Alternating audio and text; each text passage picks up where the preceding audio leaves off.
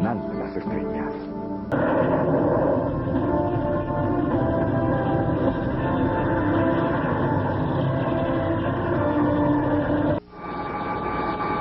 Un error de cálculo lleva al colapso del frágil sistema de equilibrios gravitacionales de la galaxia universitaria. Una propuesta del rector Francisco Barnés, aprobada por el Consejo Universitario, ofende a una de las clientelas fundamentales de la rectoría, los estudiantes, que se sienten excluidos de un proceso de decisión que a ellos les afecta directamente, el aumento de las colegiaturas. La idea del rector es aprobada el 23 de febrero y los estudiantes se movilizan de inmediato en su contra en las escuelas, institutos, bachilleratos y en las calles. El 19 de abril, el rector alardea que no cederá a presiones o amenazas y al día siguiente los estudiantes le cierran la universidad, estallando una huelga que se prolonga hasta el año 2000. Bueno, la huelga es una reacción a una propuesta del Estado en su conjunto para que los estudiantes empiecen a pagar, que sean corresponsables, dice el eufemismo neoliberal, y entonces empiecen a pagar por la educación superior. Que tiene que ver con la implementación del neoliberalismo en términos educativos en la universidad y en todo el país. 3 décadas de neoliberalismo, de que las cosas se deben pagar, que las cosas tienen un valor por el valor de cambio y no por su valor de uso, su valor social, ¿no? Que todo tiene un precio, que todo debe ganarse a partir del dinero y que el que no tiene el dinero es un fracasado. Entonces, si tú no tienes acceso a servicios de salud, de educación, es porque eres un fracasado que no ha sido exitoso. Es una posición muy esquizofrénica porque al mismo tiempo tienes una población mayoritariamente pobre, que en esos términos es mayoritariamente fracasada, ¿no? Se empiezan a recibir los lineamientos de la OCDE, del Fondo Monetario Internacional y del Banco Mundial, que eran muy claros en torno a que debería de reducirse el gasto social en todas las áreas, en particular en la educación. Y Ernesto Zedillo estaba convencido de que tenía que hacerse, es un neoliberal convencido, pero además también le podía servir para golpear a la oposición, que en ese momento estaba, sobre todo Cuauhtémoc Cárdenas, ¿no? El pretexto es que en diciembre de 1998 se le reduce el presupuesto a la UNAM, ¿no? Entonces más bien es una estrategia conjunta del Estado para aplicar las políticas en boga en aquellos momentos, y actualmente las neoliberales. 1, 2, 3, 4, 5, 6, 7, 8, 9, 10, 11, 12. O el relato oficial es que el rector Francisco Barnés de Castro propuso una modificación al Reglamento General de Pagos para actualizar, según sus palabras. Quiero reiterar nuestro compromiso de que todos los recursos provenientes de las aportaciones voluntarias y del pago de cuotas se destinarán exclusivamente a fortalecer y ampliar los programas académicos, a extender los servicios, a extender la cobertura de los programas de becas y a mejorar los servicios que la institución ofrece a sus estudiantes. En esto del manejo del presupuesto ha habido fraudes y escándalos. En la gestión de Sarucán se dio un desfalco por $9 millones al comprar una supercomputadora. Otro por 110 cuando autoridades del patronato invertían el dinero de la UNAM en fondos de riesgo. Mira, el caso de Fundación UNAM es muy interesante. Fundación UNAM no es propiamente una oficina de la universidad, es una asociación civil. Y sin embargo, Fundación UNAM cobra y recibe las aportaciones que hacen los estudiantes a través de las ventanillas de la universidad. El problema es que Fundación UNAM no puede ser vigilada.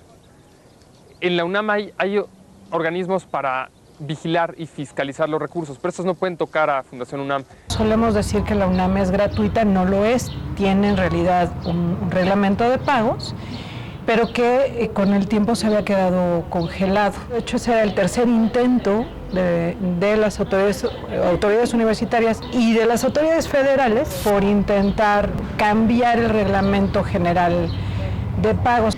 Hice una primera intentona en 1986, y por la cual estalla la huelga en 1987.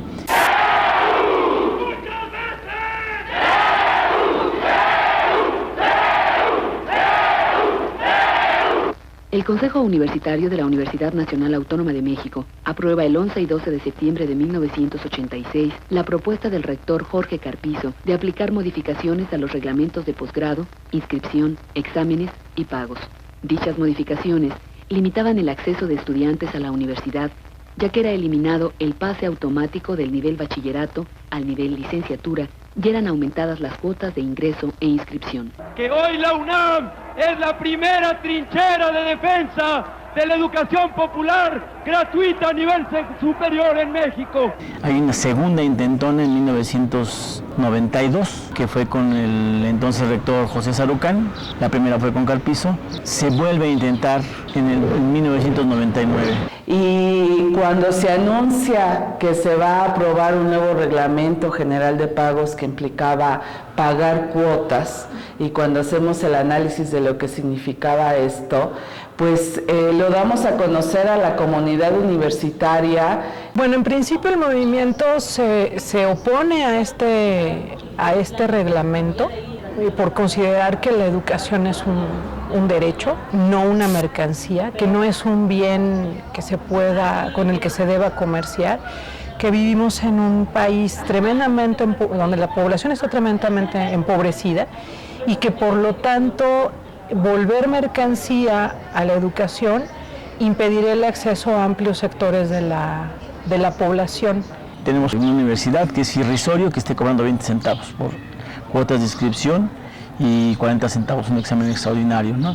Se pone de manera que se busca ridiculizar y tratar de generar en la opinión pública una opinión que los estudiantes gastan más en un paquete de cigarros que en sus cuotas universitarias, ¿no? Gastan más en una cerveza, gastan más, etcétera. Y entonces había muchísima gente, todavía hoy, si hablas del tema en cualquier medio de comunicación va a haber comentarios que dicen, es que pagan re poquito y la educación vale mucho. Sí, vale tanto que solo la puedes pagar en colectivo, por medio de los impuestos, para garantizar que quien está en los márgenes pueda acceder a la educación como un movimiento, como una forma de movilidad social. ¡Págalas! El patronato universitario se lleva todo el dinero. No hay dinero, no hay recursos, se lo llevaron los banqueros, se lo llevó Salinas, se lo llevan todos ellos. Luchamos no por nosotros, sino por México, por ustedes, por sus hijos, carajo. Piénsenlo, no estamos por nosotros, a nosotros no nos tocan las cuotas, nos tocan sus hijos. En la Facultad de Psicología tuvimos mucho debate sobre el tema de las cuotas, porque había quienes estaban a favor y había quienes estábamos en contra. Estábamos al principio un tanto divididos, pero fue muy rico porque generó una discusión en los salones, entre los maestros, en sus clases y en las asambleas que llegamos a realizar. Se suponía que nada más era para las nuevas generaciones y sin embargo quienes estábamos ya estudiando pues nos opusimos. Ese era un argumento para intentar romper a la oposición, un argumento que apelaba al egoísmo, ¿no? Incluso cuotas para los chavos que van a entrar a la universidad. Para nosotros que ya estamos adentro, ya no. Para ustedes que van a entrar, sí. Pues empieza cada vez a haber un descontento con este aumento y además por cómo se impone fuera de la universidad, haciendo una sesión express del Consejo Universitario el 15 de marzo, sin opción a que se discuta dentro de la comunidad, y entonces pues viene la imposición del aumento de cuotas, ante lo cual se fortalece el movimiento estudiantil por el descontento en general. Se arrinconó desde el principio al movimiento, no hubo ningún deseo de diálogo, de mediación. Por parte de la autoridad se quería la huelga para reventar el movimiento y terminar con el movimiento estudiantil de una vez por todas. De hecho, había carteles pegados por todas las escuelas que decían, ¿te imaginas una huelga de 1 mes, de 2 meses, de 3 meses? O sea, lo tenían tan pensado que lo hicieron en cartel.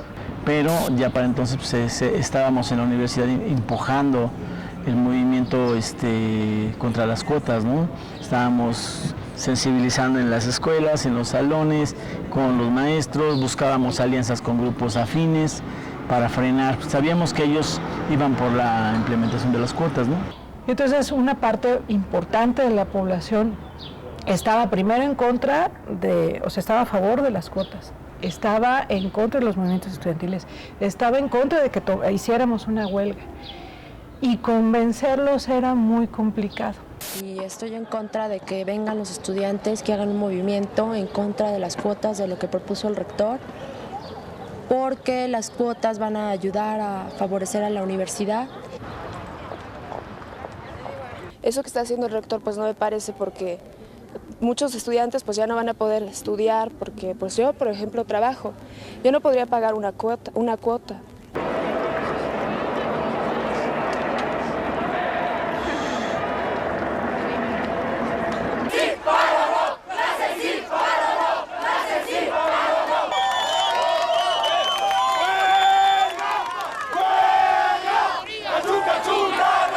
Sin embargo, había otra parte de la población que entendía perfectamente que no iba a poder mandar a sus hijos a la universidad pública si no era gracias a la huelga. Y en cada marcha no faltaré, porque soy madre de familia de mis nietos y de un hijo que tengo en la universidad que está en ingeniería, otro nieto en derecho, otro en economía, y tengo por qué estar aquí. Porque la universidad la pagamos de nuestros impuestos. Estamos divididos, después logramos convencer a una gran mayoría de que sí era importante dar la lucha por la gratuidad y que la huelga era la forma en cómo lo podíamos conseguir. Entonces, pues al menos en la Facultad de Psicología, la gran mayoría de la comunidad la que dijo, pues va, nos aventamos la huelga, ¿no? Los estudiantes realizaron un referéndum para decidir si se sumaban o no a ella. Sí. No. Sí. Sí. Sí. Votan sí a la huelga 1288.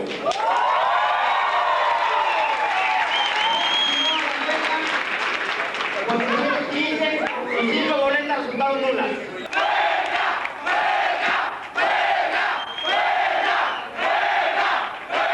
La huelga viene desde, como concepto de un paro estudiantil, viene desde otros movimientos.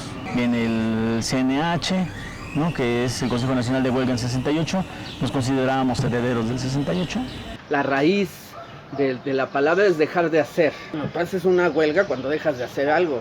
Una huelga de hambre es dejar de comer. Paros estudiantiles, las huelgas que no están en ninguna ley, siempre han sido un instrumento de los movimientos estudiantiles. Sí veíamos la huelga como un método de lucha que pues sí proviene de la clase trabajadora para lograr presionar a la patronal para poder conseguir, ¿no?, sus reivindicaciones, sus demandas. Y entonces mediante el dejar de hacer se visualiza la importancia que tiene ese sector. Cuando hay una huelga de mujeres dejan de hacer y entonces ves todo lo que hacen las mujeres, lo que normalmente no ves. También los estudiantes. Por tanto, no nos han resuelto nada. Y si las autoridades no resuelven, vamos a seguir en huelga.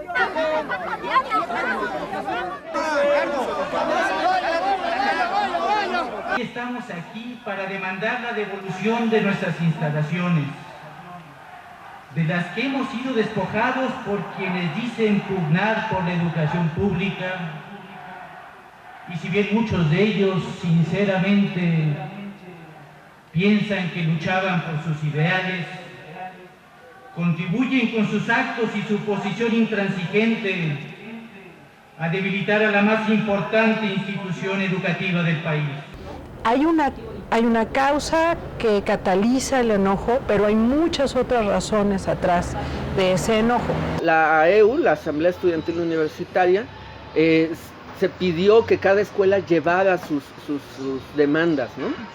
Entonces, porque no era rápidamente, y eso se lo debemos a los viejos activistas, era darse cuenta que no bastaba con rechazar el Reglamento General de Pagos, sino aprovechar la subida del movimiento estudiantil y decir basta con este plan de privatización de la universidad. Eso es lo que estaba en juego en 1999. Entonces hay una reunión en un salón de economía, al que llegan en realidad los activistas, no éramos representantes propiamente de nuestras escuelas, sino activistas de grupos estudiantiles, y hay una discusión sobre cuáles son las cosas, o sea, cómo resolver esta ola de demandas, cómo acotarlas para que sean resolubles. La Facultad de Economía, donde se presenta el pliego petitorio final de 6 puntos y se demanda y se plantea por parte de algunos compañeros el cumplimiento cabal de los 6 puntos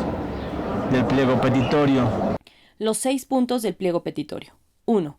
Abrogación del Reglamento General de Pagos. 2. Derogación de las reformas de 1997. 3. Desvinculación de la UNAM con el Ceneval. 4. Desaparición del aparato represivo y de espionaje de la UNAM, así como la anulación de sanciones a los participantes en el movimiento. 5. Recuperación del semestre. 6. Congreso democrático y resolutivo. Que era abrogación del Reglamento General de Pagos. El primer asunto era cumplir con la Constitución, o sea, que la UNAM fuera completamente gratuita en su ingreso, en sus trámites y en su egreso, ¿no? Lo que se gasta, en particular la Rectoría, ahora en este conflicto, en desplegados a plana entera en periódicos de circulación nacional, debe de estar por encima del $500,000 de pesos. Es decir, ahí hay otro gasto en una universidad donde la Rectoría insiste que no hay presupuesto, que no hay dinero. Echar atrás las reformas del 97. Las reformas del 97 es que se limitó el tiempo de permanencia de los estudiantes, que eso afecta a los estudiantes con más bajos recursos, y se limitaba el pase automático. Lo que las autoridades buscan es dejar de enseñarle a tanta gente. Según ellos, este país solo necesita maquiladores. Al grito de fuera los fósiles, están creando universidades amuralladas, ¿no? Cuando las universidades deberían de adoptar estructuras mucho más flexibles, donde una persona pudiera estudiar 3 o 4 materias, retirarse a trabajar un tiempo, poder volver y durar si quiere 15 o 20 años en su carrera, pero que está constantemente educándose. Eso es fundamental para un país. Era la desvinculación de la UNAM del Ceneval, que ha sido punta de lanza en la privatización. Con el Ceneval, que era el que estaba implementando los exámenes de ingreso, pero aparte querían implementar un examen de egreso profesional. Y no tenía razón de ser que tuviésemos un vínculo con el Ceneval. O sea, ¿para qué? La UNAM tiene la suficiente capacidad para poder realizar sus exámenes, para poder evaluar a sus estudiantes. Es recuperar parte de la autonomía de la universidad. Parte de la autonomía significa que tú eliges con qué criterios decides quién ingresa. Y esos criterios estaban siendo impuestos desde fuera a partir de este convenio con el Ceneval. Y el Ceneval, al ser un organismo privado, pues obtenía ganancias de esta medida y decíamos que rompa la UNAM todo vínculo con el Ceneval, ¿no? Con ese organismo privado. Es un examen destinado a las universidades públicas, para que se vea claro que son un fracaso. Ahora escuchemos lo que el señor rector considera su mejor argumento ante los empresarios. Y lo mejor de todo, sin ningún costo para su empresa. Son los propios profesionistas quienes pagan el costo del examen al Centro Nacional de Evaluación para la Educación Superior.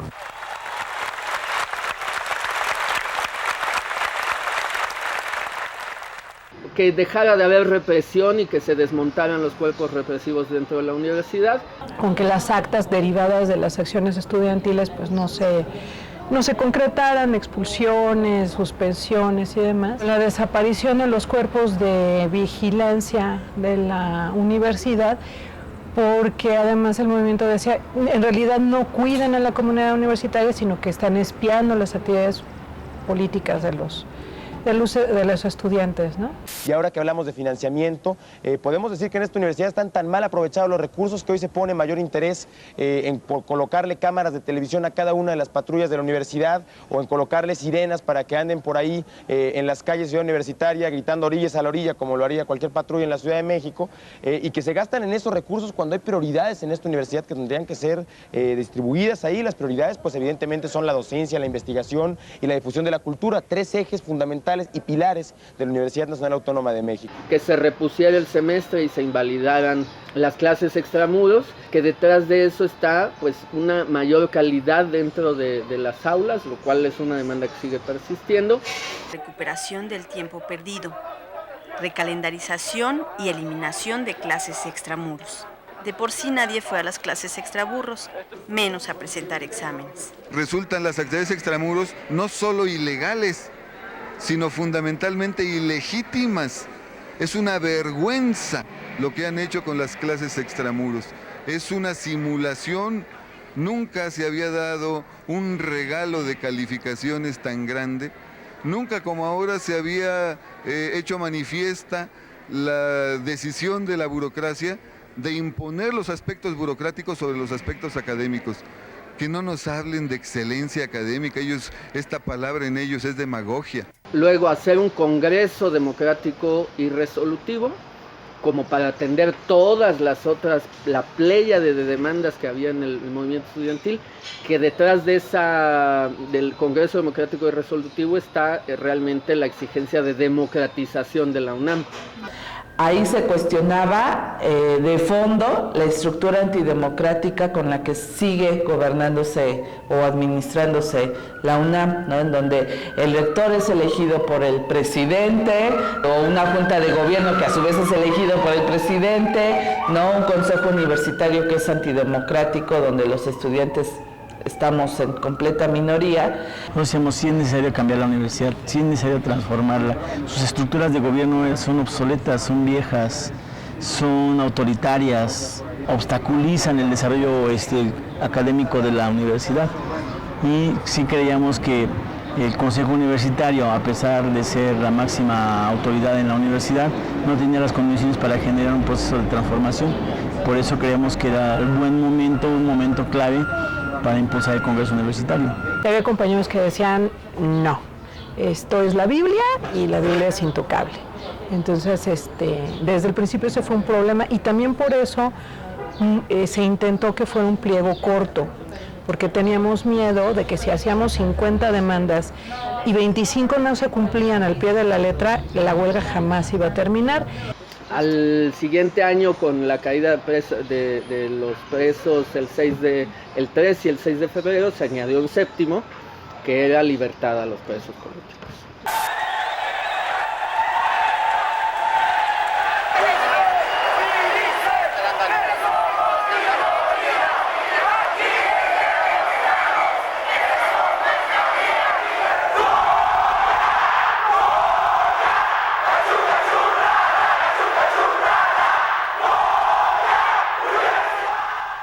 Cada que salíamos a movilizarnos eran miles de gentes. Cuando finalmente la PFP toma el Che Guevara y toma todas las escuelas por la fuerza, la siguiente movilización que se realizó para exigir la liberación de todos los presos políticos ha sido una de las más grandes, tan grande como la que se dio cuando los estudiantes de Ayotzinapa. Sí, en las marchas era sorprendente, en la primera marcha así grandísima que se hizo el 23 de abril, 3 días después del estallamiento de la huelga, fue una marcha de más de 100,000 personas, con un montón de organizaciones sociales apoyando, pero con la gente afuera viendo la marcha y aplaudiendo la movilización, ¿no? Al principio de la huelga fueron gigantescas, o sea, sí llenamos el Zócalo, ¿no? Y después de la represión también, cuando entra la Policía Federal, se vuelve a llenar el Zócalo, ¿no?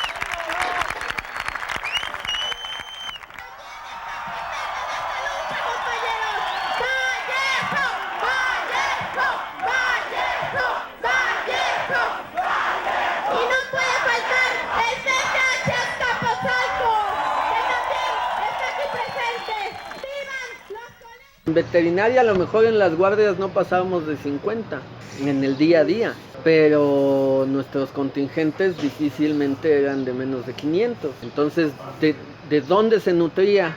Bueno, pues del pueblo en general. El Frente Popular Francisco Villa, la Unión Popular Revolucionaria Emiliano Zapata, llegaba a haber gente del MPI, llegaba a haber gente de la CENTE. Sutaur, los compañeros de Ruta 100 que tenía poco que acababan de enfrentar la desaparición, ¿no? del sindicato, pero ahí estaban, ¿no? Todas las organizaciones estudiantiles del país, democráticas, se sumaban a la demanda de la solución al movimiento, salvo un sector del PRD que empezaron a deslindarse, ¿no? A deslindarse, a zafarse, particularmente los vinculados a la hoy priista Rosario Robles, ¿no? El ESME, muchos sindicatos, muchas organizaciones campesinas, el ZLN, pero con una enorme distancia hacia los dirigentes. Los telefonistas, ferrocarrileros, ¿no? O sea, sí estaban ahí organizaciones sindicales democráticas, populares del movimiento urbano popular, los Panchos, ¿no?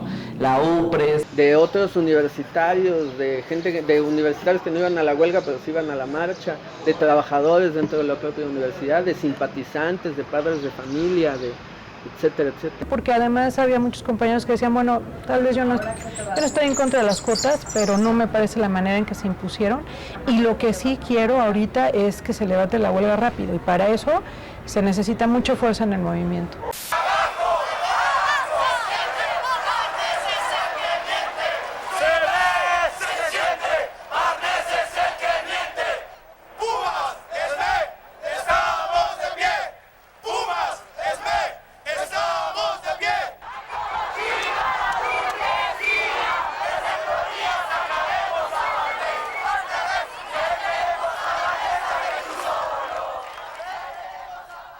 Dimensionar también que hubo un gran ataque por medio del Estado, ¿no? Los medios de comunicación juegan un papel súper importante para vapulear al movimiento estudiantil.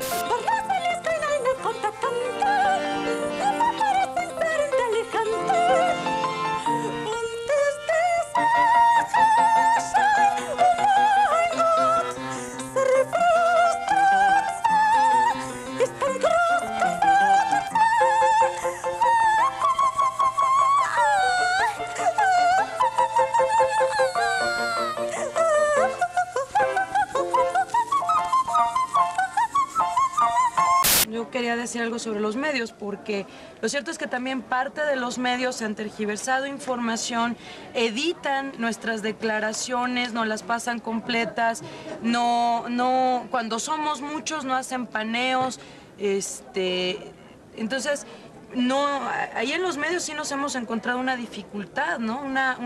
Un obstáculo para llegar a la población. Un autoproclamado Consejo Estudiantil Universitario toma el campus de Ciudad Universitaria, instala barricadas, rejas y alambre de púas. Se apodera de teléfonos y computadoras y se erige en gobierno de este territorio autónomo en el sur de la Ciudad de México. Golpeadores al servicio del Consejo General de Huelga hostigan a estudiantes y maestros con objeto de reventar el semestre, impedir las clases y entorpecer las inscripciones. El Consejo General de Huelga, cuyo liderazgo es nebuloso y en el que aparecen las tinieblas Higinio Muñoz y Alejandro Echavarría, el Mosh, el Consejo de Huelga se convierte en amo y señor de la universidad. Sus manifestantes cierran el periférico en 2 ocasiones, curiosamente ambas a la altura de Televisa. En la capital del país hubo un accidente penosísimo. Fueron atropellados pseudo estudiantes que tienen secuestrada la Universidad Nacional y dicen ser estudiantes del Colegio de Ciencias y Humanidades Plantel Oriente. No se trata de un paro, no es tampoco una huelga. Se trata de un verdadero secuestro. Un pequeño grupo de golpeadores ha secuestrado a la Universidad Nacional. Los inconformes realizaron una marcha en la Ciudad de México, una marcha en la que hubo más sindicalistas que estudiantes. Creemos que no se vale utilizar el pretexto de las cuotas para secuestrar la voluntad de la mayoría universitaria e imponer un paro de labores que a nadie beneficia. Y siempre intentamos combatir la mentira con la verdad. lo cual era de las más poderosas armas que teníamos. Con el volante, con el bote, ¿no? Que eran como aliados inseparables. Uno iba a estar en contacto con la gente, a decirles no se crean las mentiras del gobierno. De brigadeo, bueno, que íbamos a diferentes lugares a informar. Yo estaba primeramente en esa, me iba al transporte público a informar a la gente sobre la huelga de la UNAM. Para decirles, pues, que no se lo crean, que esto es el verdadera intención, el verdadero plan, que nos quieren arrebatar lo que es de todos los mexicanos, que es la universidad. Sí vamos a estudiar, estamos aquí en vez de estar en nuestras casas tirados a ver cómo se resuelve esto. Estamos aquí poniendo carne, cerebro, sangre, sudor y lágrimas. Y ahí nos dábamos cuenta del apoyo que realmente existía por parte del pueblo hacia la huelga de la UNAM, que la gente decía, sí, hay que defender la UNAM como una conquista social, ¿no? Para que ingresen los hijos de los trabajadores, en fin. Cuando salíamos a las calles a brigadear, la gente decía, cuídense muchachos, había un temor. El único movimiento grande antes de nosotros, que fue el del 86, también tenía ese temor en la gente, que no les fueran a hacer lo mismo que en 68. La masacre, el genocidio del 68 era referente para nosotros, ¿no? A pesar de eso, nos metimos. Y cada que veíamos un helicóptero volteábamos así como pensando que no suelte una bengala, ¿no?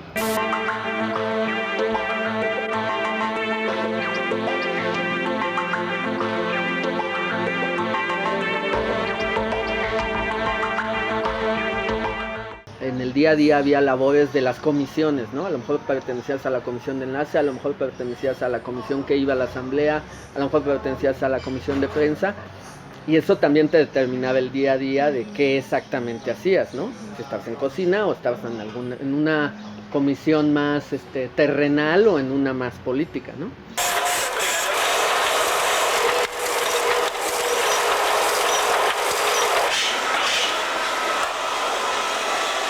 En la imprenta hay varias comisiones funcionando. La comisión que se encarga de capturar todos los volantes, que utiliza las computadoras, captura el texto, lo forma y sale el original. Digamos, yo creo que la huelga nos ha cambiado la vida a todos y pues uno nunca se iba a imaginar que estudiando física o de pronto uno iba a estar reparando una máquina. Íbamos a la central de abastos y los comerciantes nos regalaban muchas cosas. Nos regalaron un camión de redilas lleno de cebolla.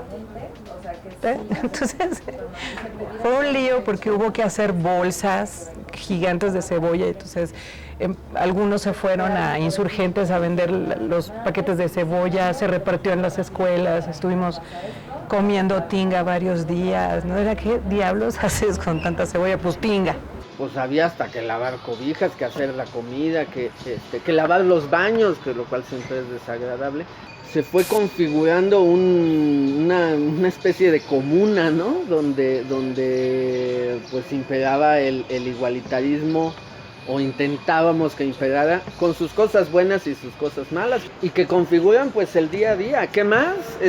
Y cosas que nos han dicho, enamorarnos, coger, deprimirse, bueno, una cogedera, perdón que me regrese, ¿no? Pero, y luego de 10 meses, bueno, te tienes que desahogar, te tienes que divertir, tienes que chupar, tienes que vivir. Esa es otra de las cosas, siempre nos decían paristas huevones. O sea, si hubieran pasado una semana y hubieran sabido que en realidad nada de eso, ¿no? Porque eran muchas actividades. Bueno, pues es una chinga, porque aquí aparte de lo que vienen de los de ciencias, vienen... ¿Quieres crema? Viene mucha gente de otras facultades también a comer. Y en este caso yo con mi comisión, junto con otras madres, después de que llegaban bien madreados de botear o de parar escuelas, extramuros, pues yo pensaba, pues están cansados, pues que coman. Un evento del Día del Niño y se decidió organizar una jornada en Rectoría, en las islas. Los de teatro, ¿no? Poniendo ejercicios hermosos para los niños, ¿no? Me acuerdo mucho de química haciendo sus recetas, ahí con sus experimentos ahí con los estudiantes, nosotros dando pláticas a los padres sobre la creencia de los niños, en fin, su desarrollo. Hay un compañero que se dedicó a conformar brigada multidisciplinaria de atención. Logró juntar a veterinarios, médicos, abogados, psicólogos de diferentes carreras, pues, y se iba a los barrios, a las colonias, a dar un servicio gratuito a la gente. Entonces esa fue una actividad que yo dije, es que esta es la gran potencialidad que tiene el movimiento, ¿no? Y que si defendiéramos la universidad para la gente, esto, claro, muchísimas cosas más se podrían hacer.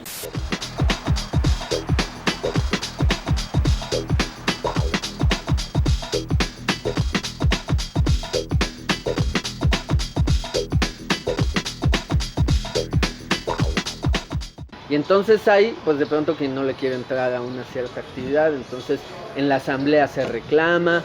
¿Cómo nivelas eso, no? ¿Cómo dices, yo sí estoy sosteniendo la huelga con trabajo y tú nada más vienes a votar? Algunas veces era tan inocente como eso y otras veces tan malicioso como que llegaban efectivamente gente malintencionada, normalmente de grupos políticos, a decir, bueno, yo llego a votar. Había rencores sociales adentro del movimiento. Yo me acuerdo mucho de una compañera de medicina que le gritaron, es que tú eres rica, ve cómo te vistes. Y la neta, mi compañera no, pues era clase media, pero había este tipo de cosas, ¿no? Pues sí estábamos divididos, nos enfrentábamos, era muy fuerte, ¿no? Y a veces un poco desmoralizante. Entonces eso sí configuraba al interior del movimiento una diferencia entre quien se asumía que su trabajo era intelectual, ¿no? Que ellos se dedicaban a hacer volantes y manifiestos. Estaba dividido en las formas de alcanzar los objetivos, estaba dividido en hasta dónde eran esos objetivos, ¿no? Todas las reuniones era una pelea entre ellos que eran la ultra y la gente que éramos los nuevos, ¿no? Y obviamente llegó un punto en el que ya era insostenible, hubo conatos de bronca, casi llegamos a los golpes, como en casi todas las facultades, y me empiezo a alejar bastante de la facultad, ¿no? Porque había acoso, porque me desaparecían mis cosas, porque no me daban de comer, o cosas así, o sea, más bien me restringían la comida, ¿no?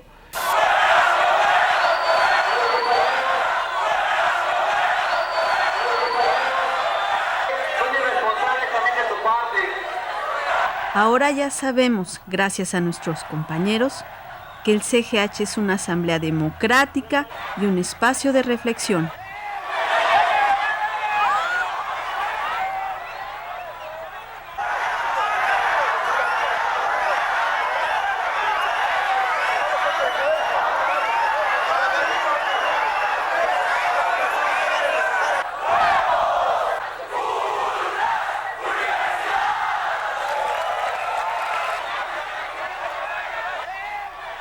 O sea, seguía yendo a algunas reuniones, pero ya no iba a ningún plantel. Muchos abandonamos la huelga, ¿no? Porque además la hostilidad hacia quienes teníamos cualquier cosa diferente con los compañeros de la ultra era muy fuerte. Entonces empiezo un poco a alejarme y ese es el pretexto que ellos ocupan para decir, no, pues como ya no vienes, ya no perteneces a esta escuela y decimos expulsarte, ¿no? Me entero, voy a la escuela y les digo, cómo está la situación y me amenazan que me van a golpear y todo ese rollo, y obviamente decides por salud alejarte, ¿no? Porque no solamente era yo, o sea, había acoso contra compañeras, principalmente contra compañeras, que también las amenazaban que las iban a golpear, obviamente les decían bastantes cosas, y decimos en grupo salirnos, ¿no? Pero nos salimos, pero seguimos participando, ¿no? En este caso, yo me fui a Vallejo y a otras facultades estuve yendo y todo el tiempo estuve participando en la huelga, ¿no? Junto con otros compañeros. Sabíamos que varios de nuestros compañeros habían sido expulsados de las asambleas por las corrientes más radicales del movimiento. Algunos habían sido amenazados con armas de fuego, como el compañero Salvador Chava de Cuautitlán, dentro de las instalaciones de la universidad. Los grupos de porros lo habían amenazado. Y muchos de esos grupos de porros pues, pasaron a formar parte del grupo de los radicales de esa escuela. Empezaron a manejar un discurso en contra de los viejos activistas, de los viejos colectivos, en esta idea de que habíamos vendido movimientos previos. Este discurso sí tuvo cierta empuje en algunos estudiantes que no habían tenido antes participación política y entonces que daban por cierto las aseveraciones de estos colectivos trotskistas, particularmente en Acatlán, lo que se conoció primero como Contracorriente, que después fue la Liga de Trabajadores Socialistas y hoy es el Movimiento de los Trabajadores Socialistas, que es una línea trotskista, ¿no?, que tenían esa línea de ir quitando la presencia de los que ellos llamaban moderados y vendehuelgas, ¿no? Nos expulsaron a 2 compañeros, a mí y a Ernesto León Alba, que él era del CEU, de la corriente histórica. Y lo que me cuentan, porque ahora sí que me expulsaron en ausencia, yo no estuve presente, es que en una noche, así que hicieron cuentas, valoraron que ellos podían ganar la votación en ese momento, convocan una asamblea express en donde plantean mi expulsión y la expulsión de Ernesto. Y por supuesto, pues gana la votación. Entonces la mitad de la asamblea que compartía nuestro punto de vista se tuvo que ir al exilio, sobre todo porque la relación dentro de Acatlán era muy, pues hasta de riesgo, ¿no? Era muy complicada, las discusiones eran fuertes y en muchos casos se llegó a la violencia. Cuando toda esta parte de la asamblea sale, pues Acatlán se vuelve lo que ellos van a llamar tierra de ultras, ¿no? Porque pues ya nadie les va a hacer contrapeso dentro de la escuela, ¿no? De hecho, el conflicto de Acatlán fue un conflicto que tardó mucho tiempo de dirimirse en el CGH, ¿no? En algunas ocasiones se llegó al acuerdo de darnos la mitad de votos a nosotros, la mitad de votos a ellos. ¿Dónde está Jack? ¿Qué quieren ahora? Ya escuchaste, traemos el caracol y quiero hacer una asamblea. ¿Por qué no se largan? Esta es mi orilla y mi tribu, quédense en la suya. Tú fuiste a nuestra orilla y robaste los anteojos de Piggy. Tienes que devolvérselos. ¿Ah, sí? ¿Quién dice? Yo lo digo. Piggy no puede ver. Si querías fuego, solo debiste haberlo pedido. No tengo que hacerlo. ¡Vamos, Jack! ¡Tú puedes! ¡Acábalo!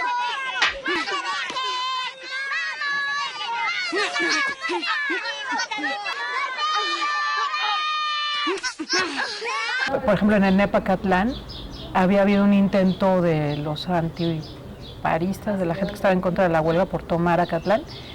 Los compañeros moderados, por ejemplo, los compañeros de la coordinadora habían ido a ayudar a retomar el plantel y ya estando adentro del plantel, quienes de diferentes corrientes habían iniciado la huelga, los compañeros de la Ultra los golpearon.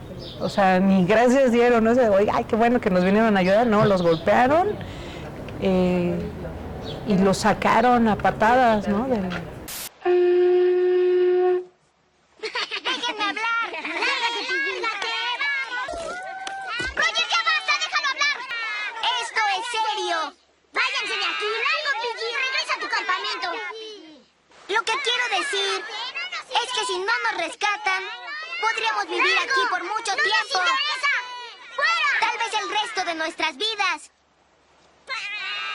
Estaremos aquí hasta que seamos viejos. No podemos seguir actuando como niños. Tenemos que ser sensibles y hacer que esto funcione.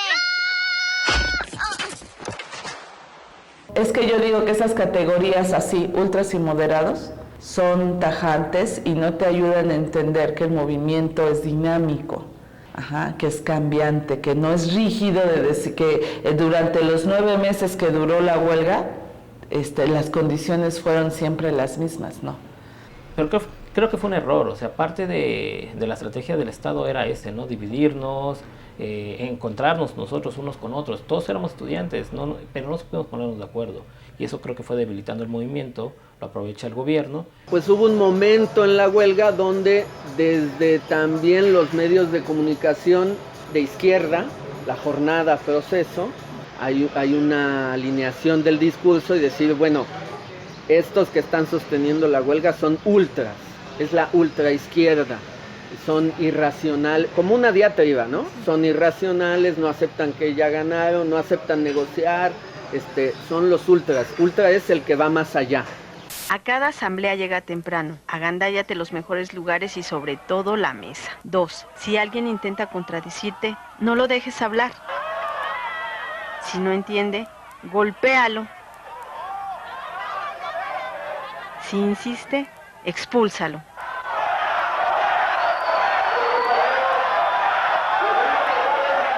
Los moderados, además de repetir estos vicios, tienen una brillante estrategia.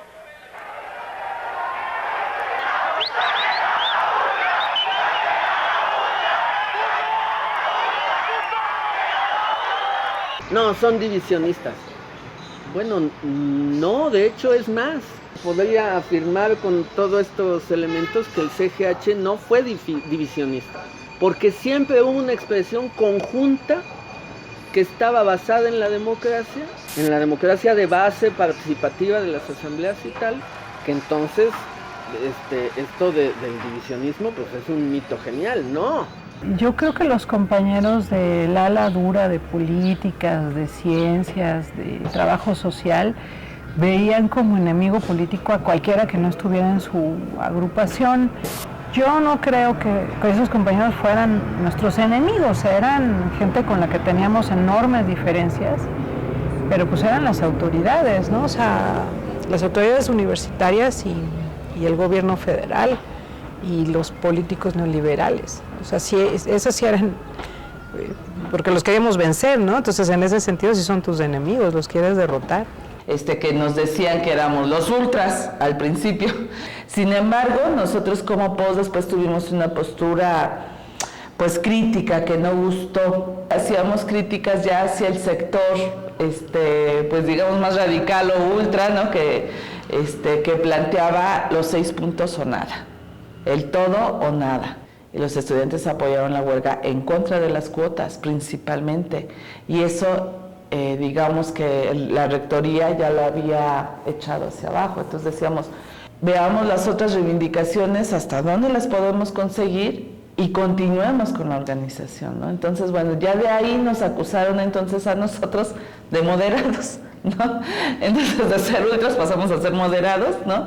Pues siempre hubo una disputa entre las corrientes que jamás pudieron, afortunadamente por esto que las asambleas decidían, ¿no? Por el método tan democrático que había, jamás lo pudieron vender tampoco, ¿no? O negociar con él para que no se oiga. En México tenemos una cultura política que nos lleva a pensar que la negociación es traición, porque solamente hay 2 tipos de líderes, los líderes muertos y encarcelados y los líderes que se vendieron, ¿no?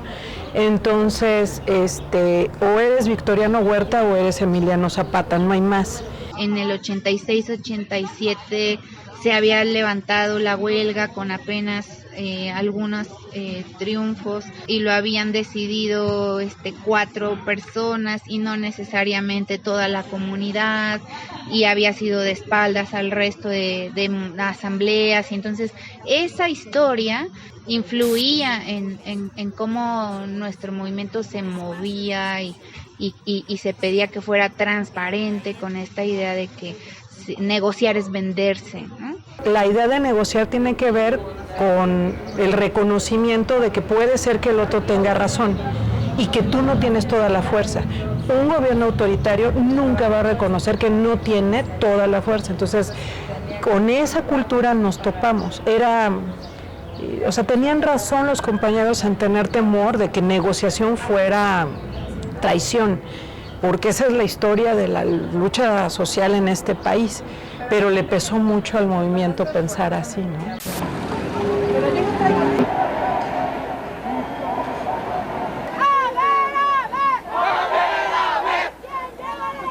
¿Quién lleva la batuta? ¡Hoy 8! ¡Venga el 9!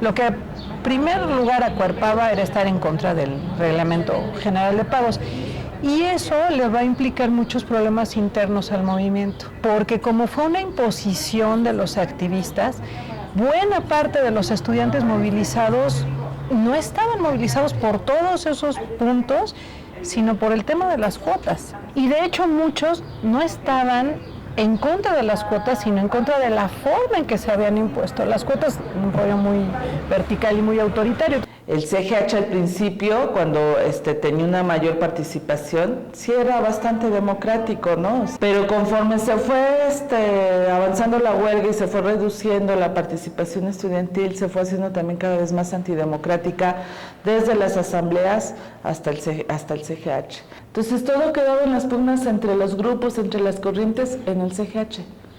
Hubo un movimiento democratizador dentro del CGH para arrebatar a las corrientes el control de las decisiones y que fuera realmente democrático.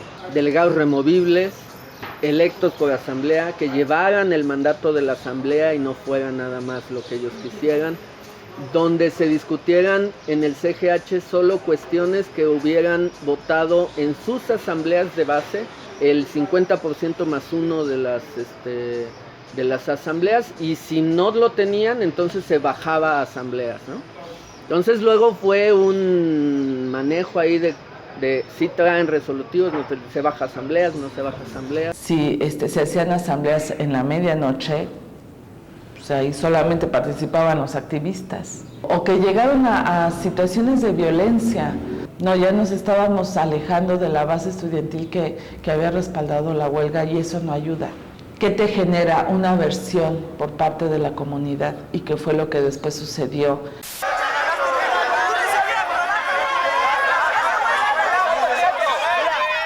Pero el método democrático del CGH y su expresión a final de cuentas social como fenómeno social, yo creo que es incluso hasta la antítesis del divisionismo.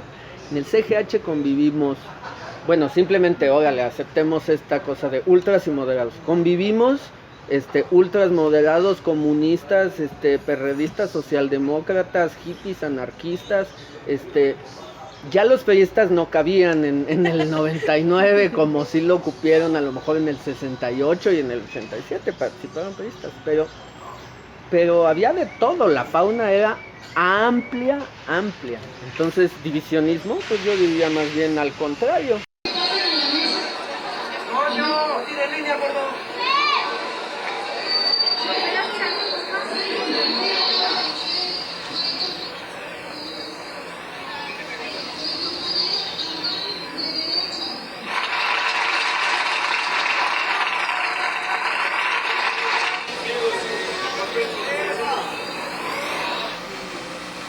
Esto por supuesto lo que se hace muy triste, ya lo tenemos que temas de cultura de los ciudadanos, y bueno, yo seguimos caminando, pero estoy súper contenta, pero más contenta está si amarramos acuerdos que van directo a los hechos y a veces dejamos luces.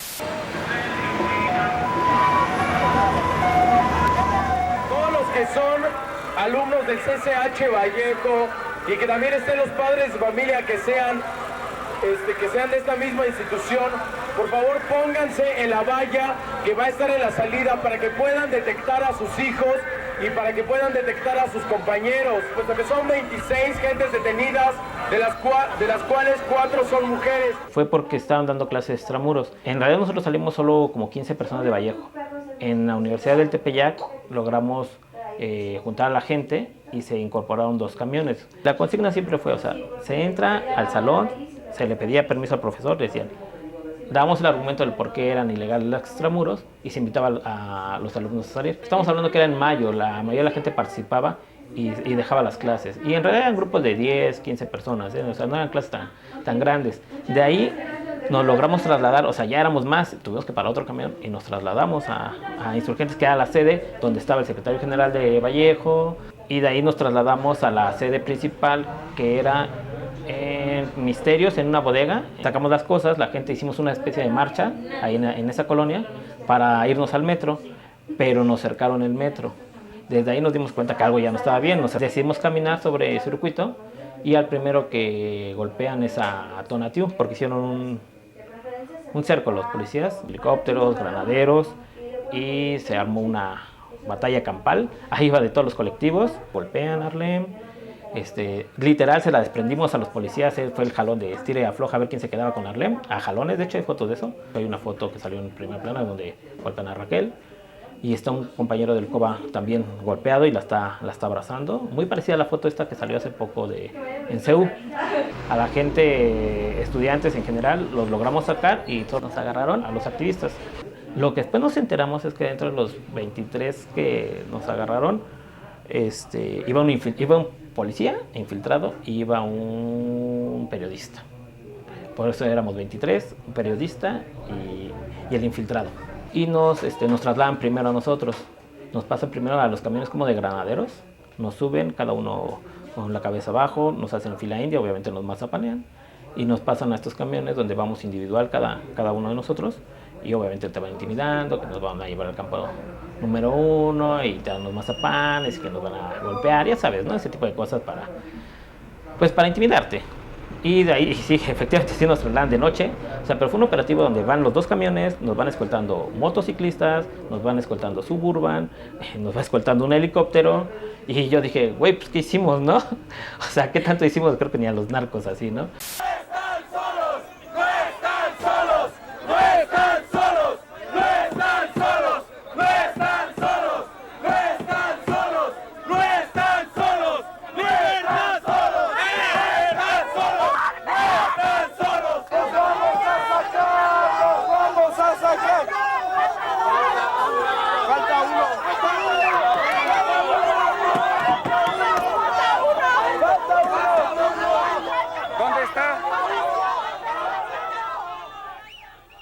CCH Vallejo inicia un bloqueo hasta que nos suelten, cierran 100 metros indefinidamente y la idea era cerrar también las vías del metro que están ahí y se hace el bloqueo, pero se aventaron, hasta que nos soltaron al último, soltaron 100 metros, o sea que estamos hablando casi 24 horas de bloqueo a la avenida de los 100 metros.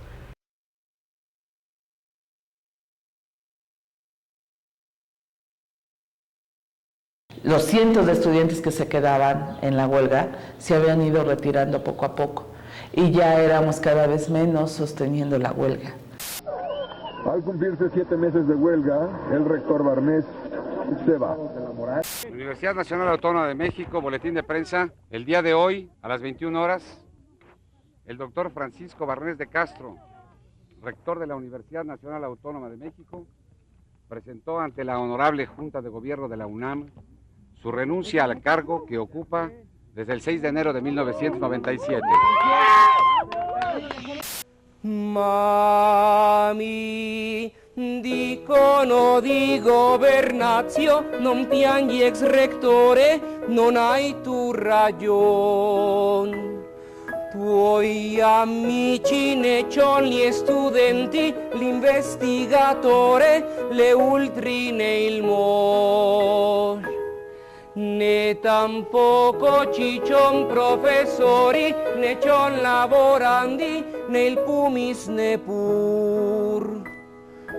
Ne ti voli il perredito malo, il consiglio universum nella società. Me voli chi c'ha mi mamma. Mi voli il sistema che tanto servì, Ramón de la Fuente, chi reccia por mí, mi vogliono tutti che cuidan por mí, mi vogliono muto e lontano da qui.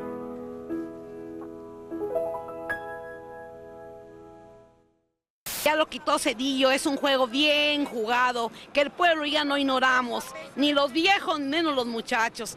No ha ganado nada el movimiento, pero sí estuvo bien que se fuera el señor, porque nunca dio cara a la nación ni a los estudiantes, siempre mandó su gente como representativa de él, pero nunca dio la cara. ¿Por qué tuvo miedo y por qué se escondía? Realmente lo que pensamos es que el próximo rector debe dar respuesta a los 6 puntos. O sea, independientemente de quién quede, debe resolver los 6 puntos. ¿Pero no rechaza esta candidatura? Por respeto a la Junta de Gobierno, no voy a hacer ningún comentario y les ruego su comprensión. Y la participación es muy pareja en ese sentido, ¿no? Hay muchos liderazgos de chavas, está Lisette Jacinto, Jocelyn Pantoja. Marjorie, La Pita, bueno, está Leticia, Alma Maldonado, Tere de la Vega, Sayuri. Sayuri es una chica importantísima en las preparatorias, es una gran líder y hoy sigue siendo una... Perdón, me emocioné. Es una gran abogada que le ha tocado casos muy fuertes como el de Lesbi. Te quiero mucho, Sayuri. En una situación muy difícil para las mujeres en el país. Con algunos peritos de PGR y con la PGJ se estuviera construyendo una línea de investigación que apuntara al suicidio, cosa que nos parece muy absurda. Lesbi, una joven de 22 años, plena de vida, con muchos planes, que está en Ciudad Universitaria con su perrito, paseándolo, y que de pronto, de buenas a primeras, decidiera suicidarse. Delegada de mi escuela en las asambleas del CGH. Y también en los diálogos que el CGH sostuvo con las autoridades. ¿Tú no te consideras pues realmente yo creo que sí soy una compañera apreciada y muy amada por mis compañeros y compañeras de esa época. Eso es lo que podría decir. Más bien. ¿No? Pero a veces sí sentía que los hombres dirigentes llegaban a tener más peso y que ante los medios de comunicación eran ellos, los hombres. También el movimiento estudiantil, aunque éramos una parte importante de la base, ¿no? Que estábamos ahí haciendo los trabajos de talacha, ¿no? Pues también ahí nos llegaba a costar trabajo el que pudiéramos sobresalir o que se nos viera como dirigentes. El CGH era muy misógino y tenía expresiones que nunca debimos permitir, ¿no? De llamar, de gritarle a las compañeras puta, zorra, vendida, ¿no? De amenazar con violar compañeras, otras compañeras, llegaron a amenazar con violar a algunas compañeras por sus posiciones políticas, ¿no? Siempre me cuestionaban que yo participara en las asambleas, ¿no? Y me decían que yo debería estar en la escuela porque hacía falta barrer la escuela y hacer la comida para los compañeros y compañeras que brigadeaban y lavar los baños. Yo no desistí de ir a las asambleas, ¿no? Pero sí era una cosa así que les parecía que mi lugar era ese. Los compañeros de la Ultra eran y son tremendamente misóginos. Ahora se están queriendo montar el movimiento feminista y el movimiento que está surgiendo en contra de la violencia espantosa, apocalíptica que hay en este país contra las mujeres.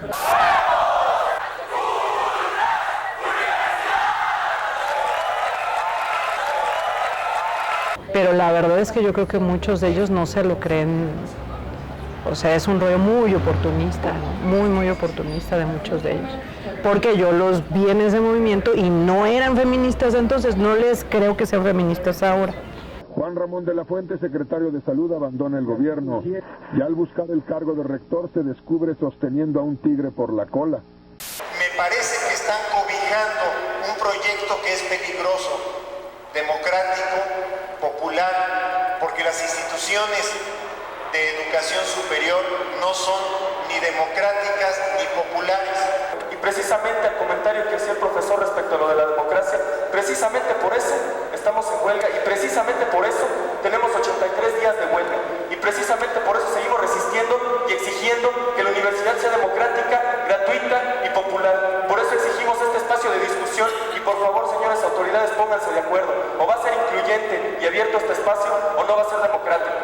Quienes íbamos como delegadas y delegados de nuestras escuelas, íbamos 3 por escuela, de cada escuela, ¿no? Éramos alrededor de 126 personas, ¿no? De esas personas rotativas 13 para poder presentarse con las autoridades, ¿no? Íbamos del bachillerato 3 personas de las prepas, 3 de CCHs, 3 de periféricas y el resto de Ciudad Universitaria. O sea, había una organización, una distribución de cómo iban a estar representadas.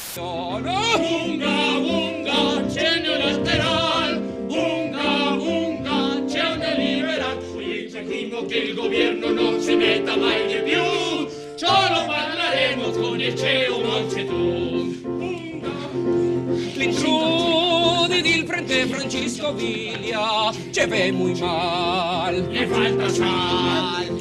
Se non si torna al dialogo si perde la relazione. Vaya madrón. Il Consiglio Universum si doblega su petición. No ci hay honor. El rector nunca se sentó a dialogar con nosotros. Enviaba representantes, ¿no? Que no tenían capacidad resolutiva, sino hasta el diálogo que se llevó a cabo el 10 de diciembre de 1999, en el que finalmente se firman los acuerdos que sientan las bases sobre las cuales se iba a revisar cada punto del pliego petitorio. ¿Por qué se niega a agendar en el diálogo los puntos que el movimiento estudiantil cree indispensables tocar? ¿Por qué negarse si ni siquiera escucharnos? ¿Por qué nuevamente al hacer razón? ¿Por qué no escuchar? ¿Por qué el miedo al diálogo? ¿Por qué no argumentarlo? ¿Y por qué no hacerlo en una discusión? Nos insistían mucho en que no tenían capacidad resolutiva, ¿no? Hacemos un llamado al Consejo de Huelga a que discuta estos asuntos en sus asambleas y tome en consideración los límites que tiene esta comisión.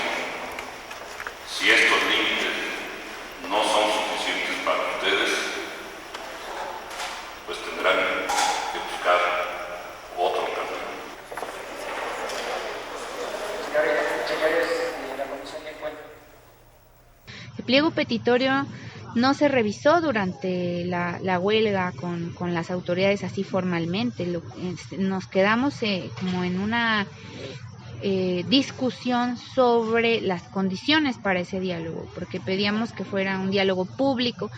El gobierno de la República quedaría solo en espera del preciso mandato democrático de la mayoría universitaria para poner en acción otros medios legítimos del Estado con el fin de restaurar el funcionamiento de la universidad. De las primeras detenciones, que fue el 11 de diciembre, y que yo lo veo como una provocación, ¿no? Porque acabábamos de firmar los primeros acuerdos para entrar a la discusión sobre el pliego petitorio.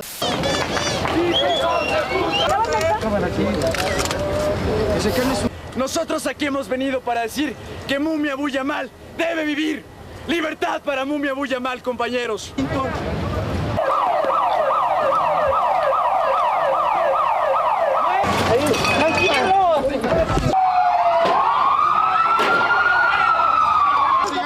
Juan José Castillo.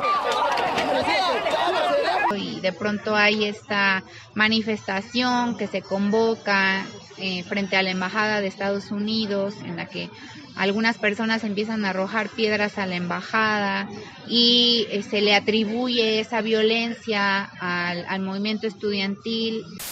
El 11 de diciembre los estudiantes se aglomeran frente a la Embajada de los Estados Unidos y la someten a un ataque de 40 minutos con piedras, cohetes y petardos. Destruyen 17 ventanas.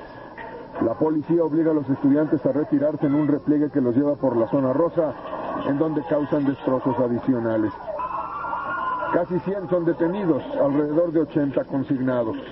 En ese momento de mi escuela, de la Prepa 4, detuvieron, me parece que fueron 11 compañeros y compañeras, o 12, algunas menores de edad. Es el 1 de febrero en la Escuela Preparatoria número 3. Un grupo de desconocidos, enviados por las autoridades universitarias, ha tomado las instalaciones escasamente custodiadas por el CGH. Y me avisa, ven, porque los porros acaban de tomar la Prepa 3, descuélgate. Y efectivamente, cuando yo llegué, había estado tomado la prepa, habíamos un grupo de compañeros, como yo creo que éramos como unos 15, 20 compañeros al inicio, y era obvio que era algo montado porque ya para ese momento ya había gente de medios de comunicación afuera y había un grupo de trabajadores, por ejemplo los de rectoría, que son específicamente golpeadores, no son gente financiada, yo creo que todavía, ¿no?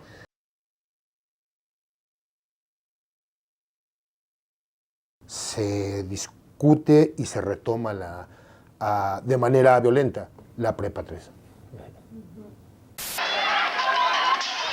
Empezó un buen tiempo de pedradas por parte de los que estaban adentro, hasta que avanzamos, logramos entrar. ¿Sabes qué? Vete para acá, vete para allá, córrele. Vete para allá. ¡Ah! ¡Hijo de su madre!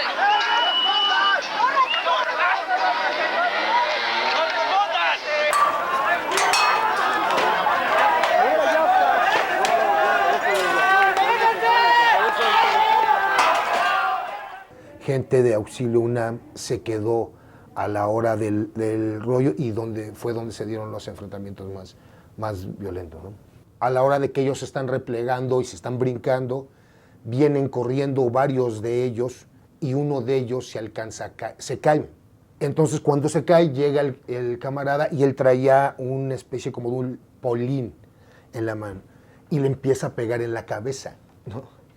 Entonces yo llego, hay una imagen de un video donde cuando él lo está golpeando, llego yo y lo abrazo y le grito, lo vas a matar, pendejo, ¿no? El cuello se viene completo, ¿no? El cuero cae, ¿no? Se van esos cuates, salen las cámaras y pedimos una ambulancia, ¿no? Y desde ahí empieza el comentario por parte de esos medios de que hay un muerto, para justificar la represión y la toma de la PFP, ¿no? Existía formato 21 en aquel entonces. Paristas, ¿no? Violentamente retoman, ¿no? Hay un muerto. Los huelguistas caen en la trampa.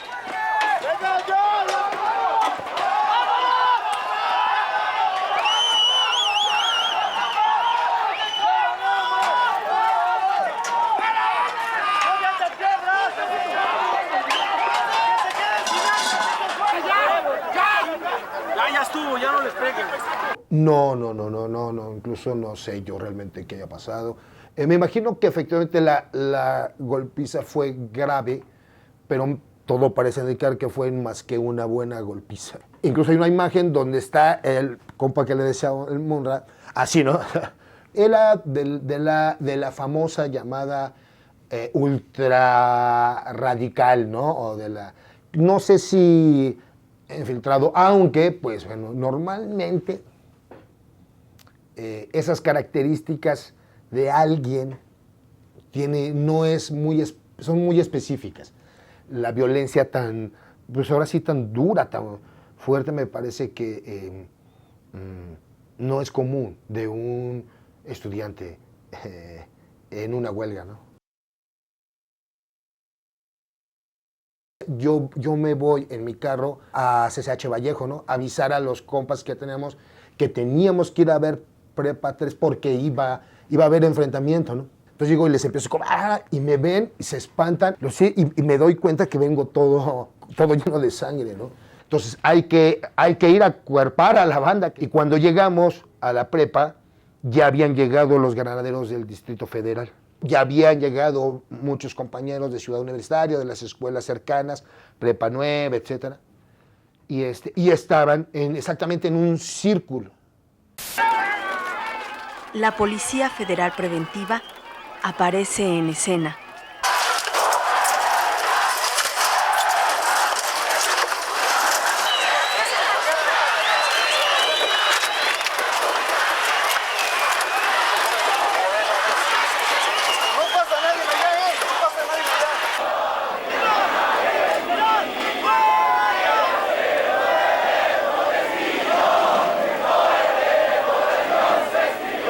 Me apresaron el 1 de febrero en la Prepa 3. Fue la época en la que la gente empezaba a regresar otra vez a las facultades, a las asambleas, después del plebiscito.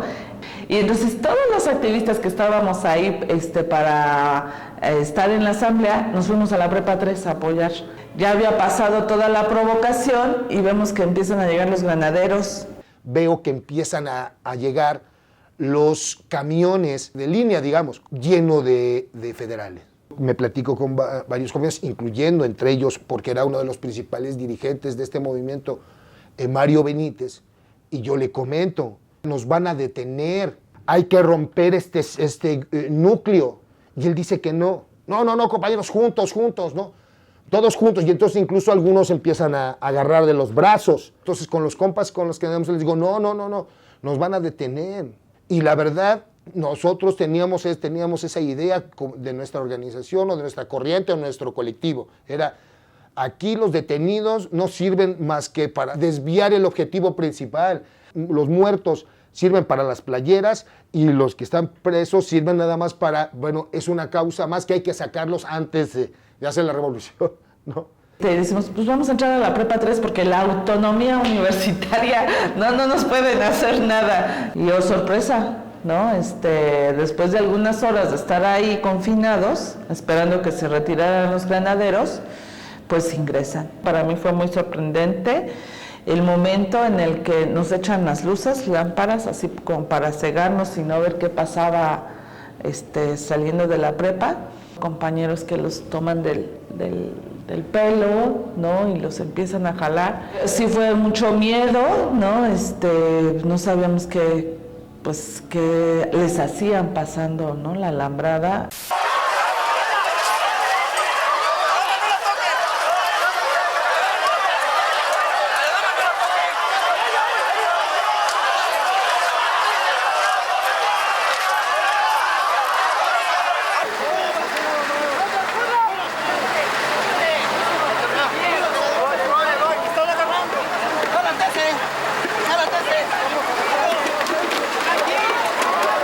Los provocadores, integrantes de cuerpos de vigilancia universitaria, empresas privadas de seguridad y desempleados reclutados en la calle, están en libertad. Hay más de 30 heridos. 248 estudiantes son detenidos y acusados de terrorismo, entre otros delitos.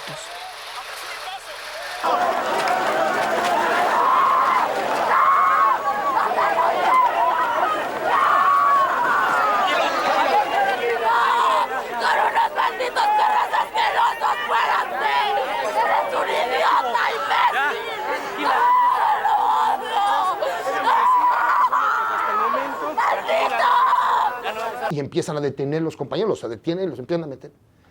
En ese juego detienen a Mario Benítez. Él se resiste en el rollo, pero si lo detienen como unos 4 federales. Y 3 horas después de ese enfrentamiento nosotros nos enteramos que en Ciudad Universitaria estaba Mario Benítez, ¿no? Pues todo una duda, ¿no? Porque no fui yo. Habíamos muchos compañeros en ese momento, cuando Dios te lo puede saber. Él se lanzó y vio cuando fue detenido Mario Benítez al camión, ¿no? Y después aparece en Ciudad Universitaria fuera de todos los demás compañeros que sí fueron detenidos, ¿no? O sea, en términos reales, el único que pudo escapar de Dios fue él, ¿no? Y todos los demás fueron a la cárcel, ¿no? Menos él.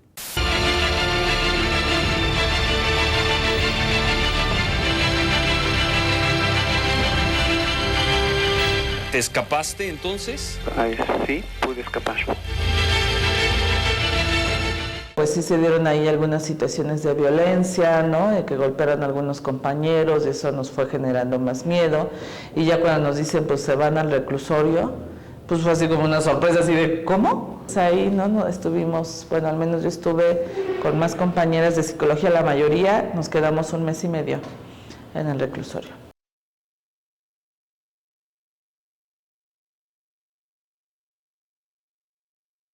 Y que no imaginamos, desde mi punto de vista, que en sí era ya el inicio del término de la huelga.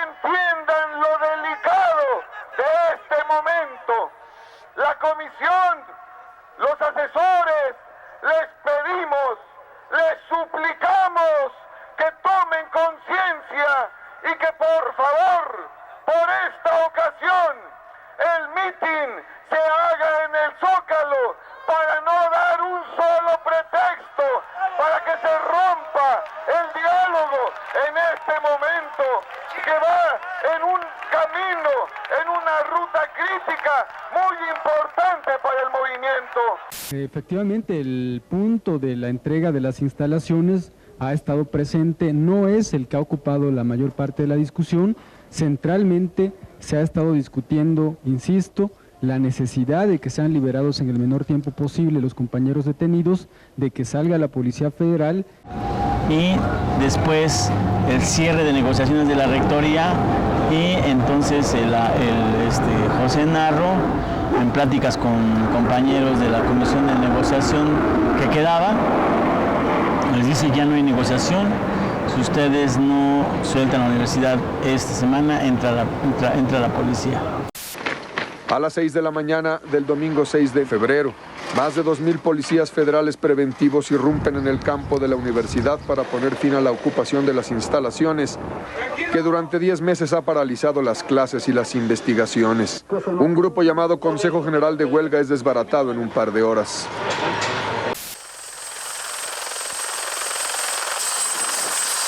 $2,500 elementos policíacos sitian y registran Ciudad Universitaria.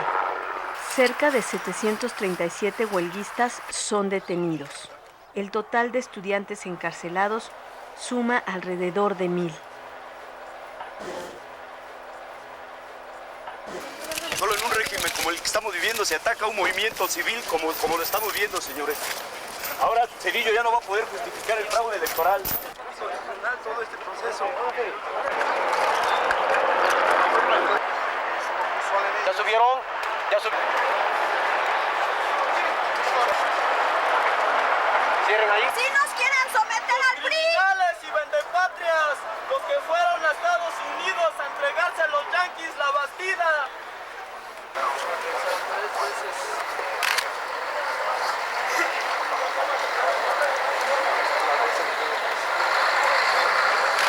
Y yo estaba aquí en la casa y me habían hablado varios compañeros que eran del PRD o que trabajaban en el gobierno para avisarme: oye, avísale a todos los que puedan porque ahora sí va a entrar la Policía Federal.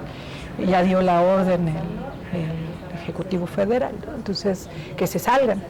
Algunos hicieron caso y se salieron y la mayoría se quedó ahí, la mayor parte del CGH se quedó allí. Había asamblea del CGH, todos los representantes de la fuente universitaria, de todos los periódicos, se acercaron a decirnos: compañeros, está muy fuerte el rumor de que hoy entra la policía, hoy entra la policía.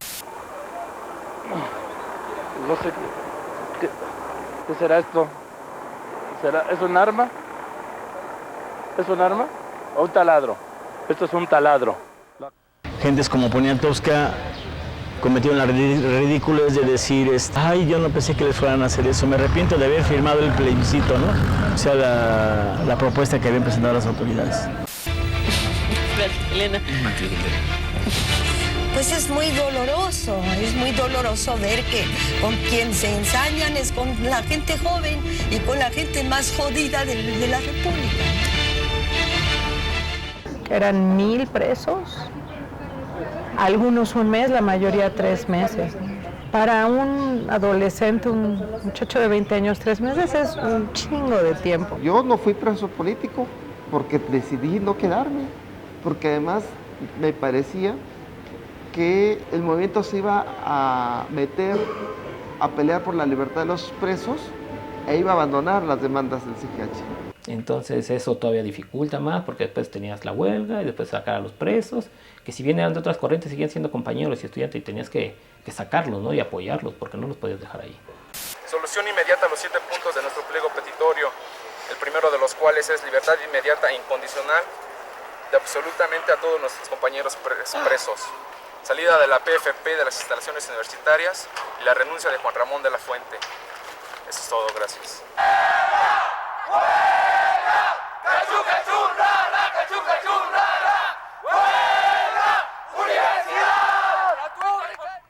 Con los años les he preguntado, oigan, ¿por qué carajos se quedaron? Y algunos me dijeron, muchos porque no creían que realmente iba a entrar la policía. Otros no me lo han sabido explicar. Desgraciadamente, mucha gente de izquierda opta por el martirologio, ¿no? Es mejor ser mártir que derrotado, ¿no? Es más vendible ese discurso del martirologio, ¿no? Pero cuando entró la policía a la universidad, pues todo el mundo sabíamos que iba a entrar, ¿no? Entonces no agarró a nadie por sorpresa. Y cada uno de los conceptos de cada una de sus corrientes decidió qué hacía, ¿no? Porque yo creo que el CGH en ese entonces ya estaba estrictamente fracturado y me parece que el ala del movimiento que decidió quedarse al frente del movimiento o desplazar a todos los demás para encabezar ellos, decidieron que en términos reales no iban a ganar como ellos querían entrar en el tanque y que la mejor manera era hacerle al mártir, ¿no? Viendo por encima de cualquier otra consideración mi responsabilidad con la universidad y con México, instruí en consecuencia al Procurador General de la República. Como resultado de trámites legales impecables, un juzgado federal ordenó al Ministerio Público restituir a la UNAM la posesión de sus instalaciones y aprender a los presuntos responsables del delito de despojo. Con estricto apego a la ley, hoy ha sido cumplida la orden del juzgado. Vamos a saludarnos con una vez de la victoria arriba y un gran grito que sale del corazón y que dice ¡Huelga!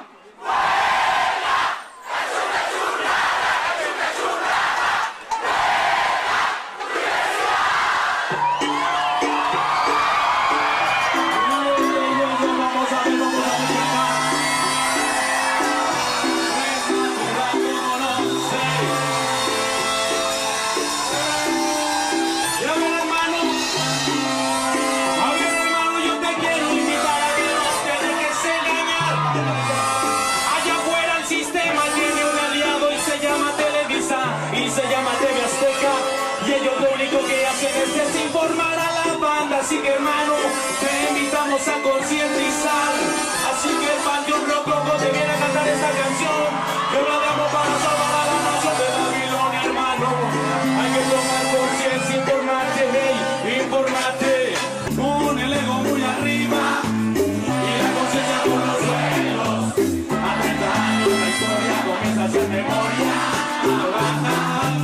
Mientras el pueblo observa indiferente que todos lados le cierran a su gente. Y tú sentado ahí oyendo esta canción y te quiere hacer para salvar.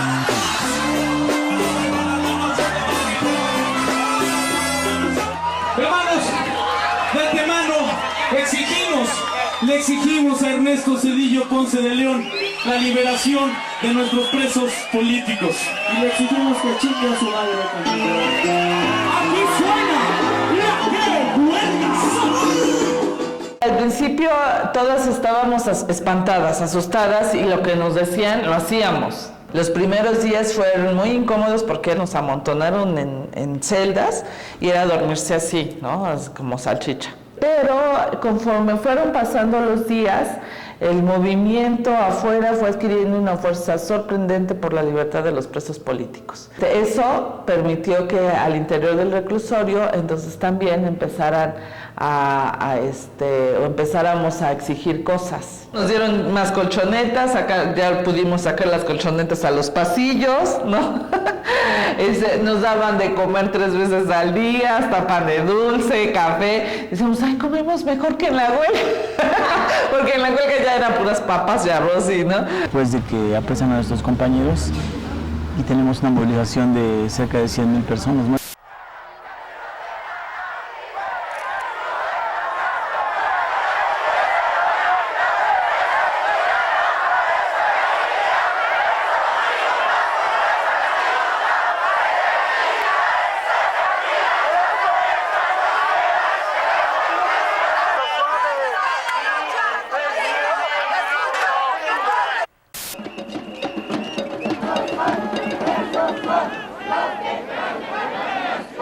suelten a los presos políticos, a los niños políticos que están en el reclusorio norte, que están acá en el tutelar, porque están apoyando a la universidad como algo que especial que es del pueblo.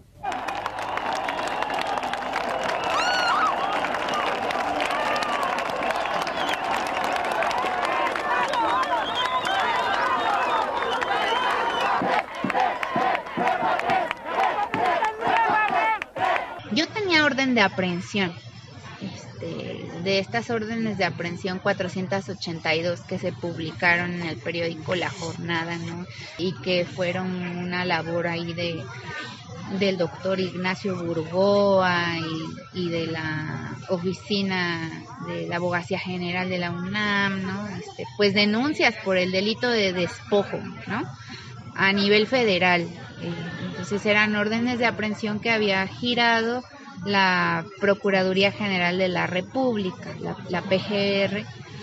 Este paro ilícito, que repito, configura cuando menos dos delitos, el delito de despojo de inmueble y el delito de sabotaje, previstos en nuestro Código Penal y que contienen sanciones muy graves para los autores intelectuales, para los azuzgadores y activistas cuya identidad está perfectamente bien conocida, con el objeto de que paguen sus culpas por alterar la paz de la universidad, la actividad de la universidad y por atentar en contra de los intereses de la patria. A algunos padres de familia de nuestros compañeros, padres que eran abogados, tramitaron amparos, ¿no? Y entonces nosotros andábamos muy felices con nuestro amparo así doblado en la mochila y pues seguíamos, ¿no?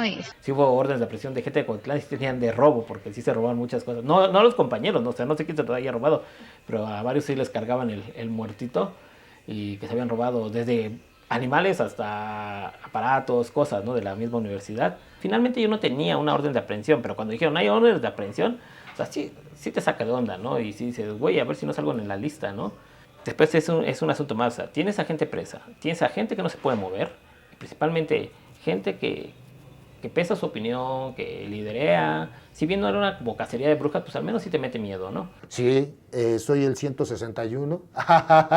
Sí, el número 161. Efectivamente aparece en ese número. Pues yo vivía todavía en la casa de mis padres. Entonces tuve que ir, saqué algunas cosas. Y bueno, en términos reales, llego, levanto y bueno, te imaginas la circunstancia familiar. Y lo único que le digo, mira, ma, yo me voy y tú debes saber que me van y me persiguen porque lo que estamos haciendo es justo. Entonces, me voy porque me van a detener, ¿no? Nosotros servimos más en la calle que en las cárceles. Un papá de un camarada nos dio un departamento allí en el rincón, no sé qué. Y ahí estábamos pues, escondidos, ¿no? Y en la tarde picábamos los franceses y sacábamos los volantes en las noches y pasábamos a la casa de otro compa en un carro y se los dejábamos en su casa para repartir el otro lado, para pedir la liberación de los camaradas, bueno. Pero el logro es filantrópico. A la fecha no permanece en la cárcel estudiante alguno y la universidad funciona con normalidad. La reanudación plena de la vida institucional. El problema no se resolvió. Expulsión de 6 personas, 6 integrantes del CGH. El Tribunal Universitario decidió expulsarlos de la universidad. Bueno, creo que si las cosas se han desempeñado de acuerdo a lo que marca la legislación universitaria y la sanción es correspondiente a lo que marca la ley, bueno, pues es adecuada, ¿no?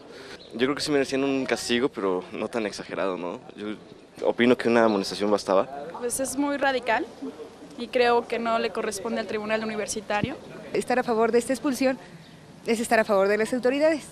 Si estás a favor de los estudiantes por la acción, o sea, no puedes apoyar una acción de ese tipo. Entonces yo creo que si se tiene que castigar a alguien, se debe de castigar a ambas partes, ¿no? En aplaudir con todo mi entusiasmo la decisión del Tribunal Universitario. Dicen defender el derecho. Defiende a los narcotraficantes y no los llama delincuentes. ¿Por qué? ¿Porque tienen dinero? ¿Por qué lo hace así, señor? Creo que es responsable realmente, ¿no? De que el movimiento haya alargado tanto, pues es el rector de ese tiempo y el presidente de esa época, Ernesto Zedillo. Ya a 20 años es importante ver las lecciones desde lejos, ¿no?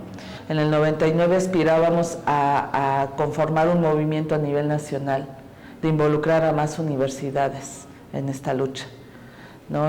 Pero no lo pudimos hacer. O sea, creo que ahí es un déficit que todavía nos falta en el movimiento estudiantil, conformar un movimiento a nivel nacional. A mí me sigue frustrando el que la gente se haya quedado, ¿no? El que te hace pensar muchas cosas, que se haya quedado, que fue un error, que no tenían que haber presos, que no tenía que haber mártires, ¿no? Y eso para mí fue un error muy grave y que desgastó muchísimo más al movimiento, que enconó más las cosas y que es donde creo que salimos perdiendo más. Sí creemos en la educación democrática, sí creíamos y creemos en la educación popular, sí creemos en la educación gratuita, ¿no? Eso era la huelga para nosotros, eso fue el movimiento. Y hay otras versiones que dicen, no, bueno, fue una trinchera que contuvo específicamente el pago de las cuotas, el pago de la universidad. Todo lo demás pasó, ¿no? De hecho, hoy incluso están hasta más fuertes con la creación de nuevas carreras en la universidad. Son como 16 carreras nuevas. Estas no tienen ni siquiera pase reglamentado. Los jóvenes que quieren ingresar a esas nuevas carreras tienen que hacer examen de admisión, aunque sean egresados del bachillerato universitario. Entonces, y las reformas del 97, pues ahí siguen. Ha habido muchas denuncias, ¿no? de cobros ilegales en los posgrados particularmente, y hay otras que no están dentro del reglamento, que son todos los cursos y todos los diplomados. Pero bueno, en general, sí hay un problema de cobros, por ejemplo, para entrar a las aulas de cómputo, para entrar a los laboratorios de idiomas. Pero de manera encubierta sí hay cobros para el estudio de posgrados, por ejemplo. El tema de la gratuidad, por lo menos en el discurso de las autoridades, es un tema que permanece intocado, porque este movimiento está adquiriendo sentido histórico, ¿no? A 20 años, y yo creo que lo va a seguir adquiriendo. ¿Cuál fue su significado?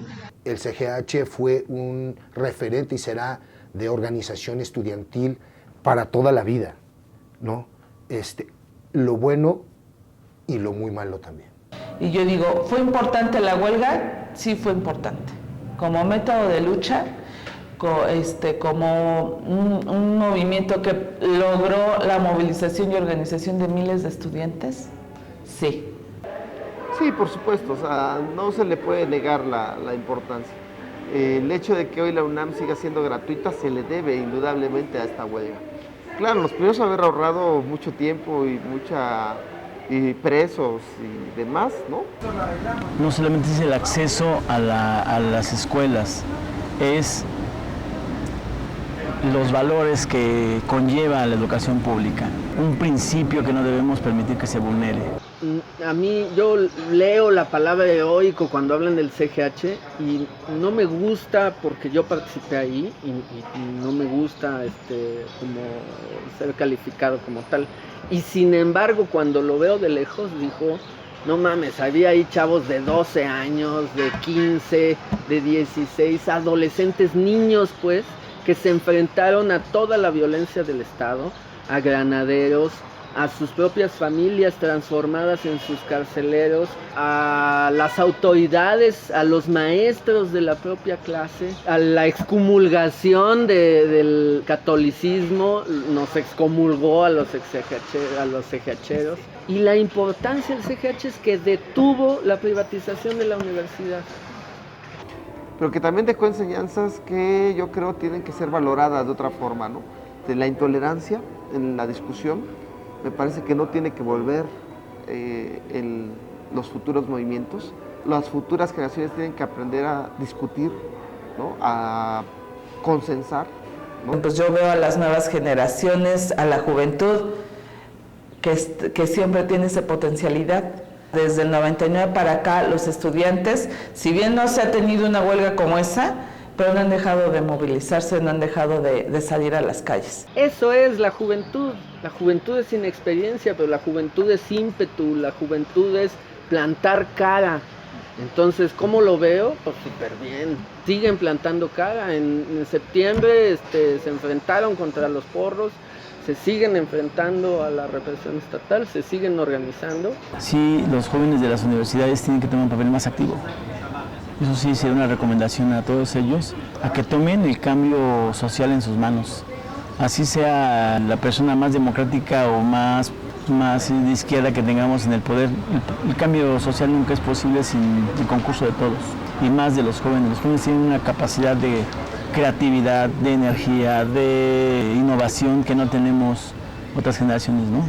Pues se tienen que formar grupos estudiantiles que discutan, que piensen a la universidad, que piensen a la educación, que piensen al país, que la debatan con el nivel que deben de tener los universitarios, que le pidan a los maestros, o sea, vamos a hacer foros, vamos a discutir con los profesores por dónde deben caminarse la universidad, la educación y el país. Cuando le hablas a alguien de 42 años, siempre te va a decir que lo mejor pasado es mejor, ¿no? Se dice. Yo creo que cada quien tiene sus tiempos. Ahorita no han tenido la necesidad de defenderlo, porque a la huella que se generó en aquel movimiento, tanto para ellos como para nosotros, pareciera que durante un buen tiempo van a dejar, al menos en lo que tiene a las cuotas, van a dejar de estar chingando en la universidad.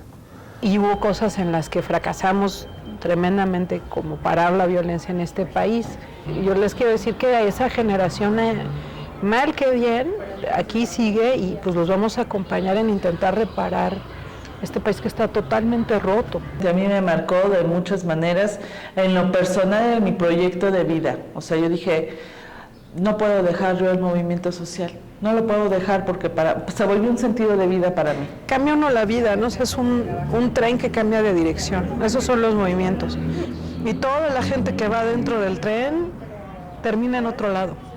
Se generó una experiencia muy importante para transmitir y compartir con otras generaciones anteriores y posteriores al movimiento estudiantil del 99. Dejó enseñanzas, que fue este asunto de la masificación de la participación, de la discusión horizontal, que me parece que es algo que se tiene que rescatar. El CGH fue un movimiento estudiantil bastante auténtico, que se cuestionó todo, fue muy crítico. Y el cuestionarse todo llevó a cuestionarse primero al interior sus propias formas y eligió las más democráticas que le permitió el momento histórico. No pudieron comprar al movimiento estudiantil CGHero, porque tenía un método democrático inviolable en ese sentido. Los que fueron expulsados, los que eran los violentos, los que eran más radicales, los que buscaban negociar, etcétera, etcétera, entre todos generaron un movimiento, entre todos detuvimos a la universidad y todos, cada quien, estamos orgullosos de haber parado 10 meses esa universidad. Yo creo que hay que seguir defendiendo nuestra huelga, porque las autoridades no van a hablar de ella o no lo van a hacer bien. Han escrito libros que hablan muy mal de la huelga, y porque quizá tampoco otras generaciones logren realmente comprender qué pasó si no lo decimos nosotras y nosotros. Entonces, creo que hay que contar nosotros nuestra historia. Entonces, cada quien tiene su historia de cómo se gana. Yo creo que ganamos. ¿No? Tan eso que ahorita estamos platicando de eso. ¿No? Pero es claro que valió la pena. La gratuidad es algo por lo que siempre hemos peleado y que se logró mantener. Yo creo que ganó el movimiento porque logró echar abajo las cuotas. Defender la gratuidad de la UNAM, o sea, sí valió la pena. La UNAM es gratuita. La UNAM es gratuita, hoy mi hijo está en la universidad. Me dijeron, ¿lo volverías a hacer? Sí, lo volveríamos a hacer, las veces que fuera necesario. ¿Valió la pena? Pues te lo podría contestar con toda la objetividad de los resultados. Claro que valió la pena.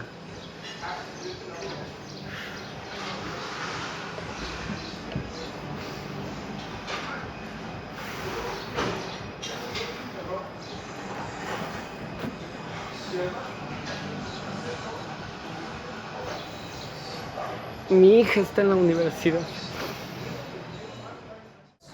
Nos cambió a todos. Acabó con carreras políticas, o sea, El doctor Francisco Barnes, pues mucho tiempo le ha costado estar en ámbitos universitarios, porque sí lo ven feo, ¿no?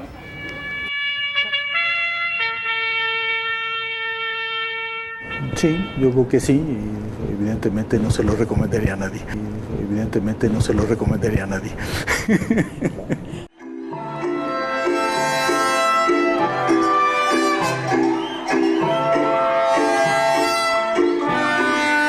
Estuvo para Pedro Estrella, que acaba de salir del reclusorio norte.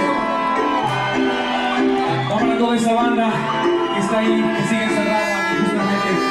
Para toda esa banda que lucha por un ideal para sus hijos, por la gratuidad de la educación. Mis hermanos, te invitamos a hacer la mano. Mi hermano, que te ilumine la luz. El sabor de esta gran ciudad, hermano.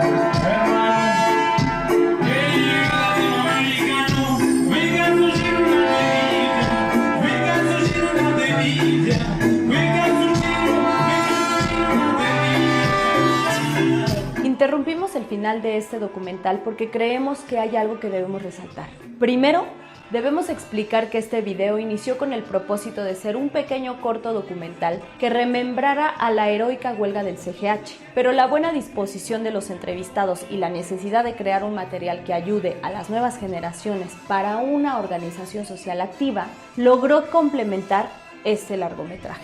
Mientras realizábamos la edición, quisimos incluir un tema que apenas logramos que tocaran los entrevistados. Este fue el divisionismo, representado en ataques verbales, insultos, descalificaciones, tal como fue que entre sí se llamaran ultras o moderados. Es por esa razón que quisimos que uno de nuestros compañeros y participante en la huelga del 99 diera su opinión, ya que consideramos como colectivo que hacía falta remarcar en el documental el daño que le hizo a la organización estudiantil el caer en señalamientos y denostaciones.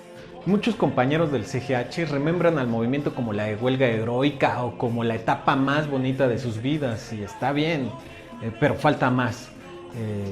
Afortunadamente nuestros entrevistados dan un análisis más duro y certero de la realidad que ellos vivieron, pero en su mayoría también evadieron el gran problema que tuvo el CGH, el haberse dividido internamente a partir de denominar, denominarse, señalarse o acusarse, ya sea como ultras o como moderados. Señalamientos que buscaban denostar la participación de algún grupo al que los que participábamos creíamos que en algún momento que eran contrarios a nuestras formas de lucha. La mayoría de los que participamos tenemos el mismo miedo con respecto a la historia del CGH. Tememos que las nuevas generaciones vean a la llamada huelga de la UNAM de 1999 como algo que no valió la pena. Miedos como el mencionar errores como el divisionismo, mismo que fue influenciado desde el Estado y difundido como un ataque también desde los medios de comunicación, ¿no? Entre todas las aportaciones que podemos dar, pues es necesario recordarles que la unión hace la fuerza y que el Estado siempre buscará dividirnos. Ya lo hace desde las estructuras sociales de la vida común, ¿no? Por esa razón el Estado y el capital pueden atacar a las nuevas movilizaciones de la misma forma que lo hicieron con el CGH, ¿no? La UNAM ya no está llena de la mayoría de la población, ¿no? Los jóvenes de escasos recursos van perdiendo sus oportunidades al mismo tiempo que son señalados, ¿no? Y son señalados como ninis por elementos del Estado, ¿no? Hay que recordarlo, Ebrard fue quien popularizó ese mote, ¿no? Con ello, el Estado está eliminando su obligación para impartir educación. Es decir, que el Estado ya no asegura los suficientes lugares para que los jóvenes formen parte de la población intelectualmente preparada para la futura transformación del país, ¿no? Por ello, por desgracia, siguen exponiendo a la mayoría de los mexicanos a ser solo la mano de obra, ¿no? Otra vez, ¿no? Pero ahora asegurando que sea barata con la falta de calificación o preparación. Sí, me gustaría decir algo más. No nos dividamos, compañeros. Busquemos la tolerancia entre todos los que luchamos, porque en la tolerancia vamos a encontrar el éxito de todas nuestras luchas. Es todo. Gracias. Con fuerza, Poncho de Salsa, Rodrigo Figueroa.